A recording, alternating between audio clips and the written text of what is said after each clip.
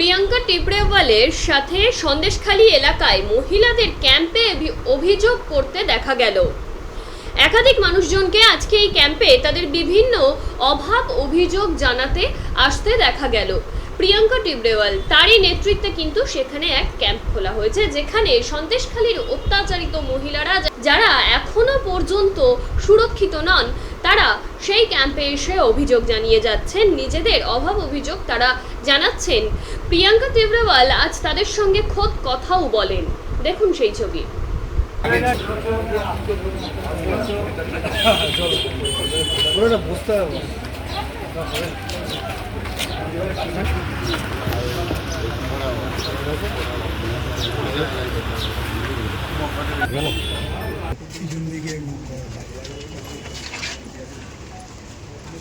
Mobile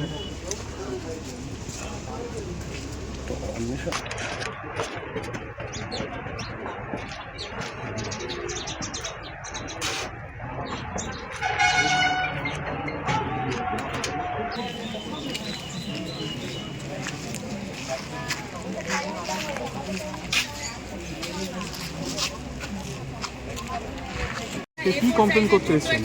আমরা complain করতে এসেছি যে আমাদের নামে মিথ্যে কেস দিয়ে দেওয়া হচ্ছে, আমাদেরকে হুমকি দেওয়া হচ্ছে। টিএমসির গুন্ডাবাহিনীরা এখনও আমাদেরকে হুমকি দিচ্ছে, বলছে ভোটটা হয়ে যাক, তারপরে সব একটা করে তুলে দিলে মারবো, ঘর ছাড়া বাচ্চারা করবো। জল তো গরম হচ্ছে, ছাল ছেলাবো, এখনও টাইম দেরি কর। এখনও তো 2.5 বছর আমরা পদে আছি, এখন ঘুমা, চুপ করে ঘুমা তোরা বাড়িতে।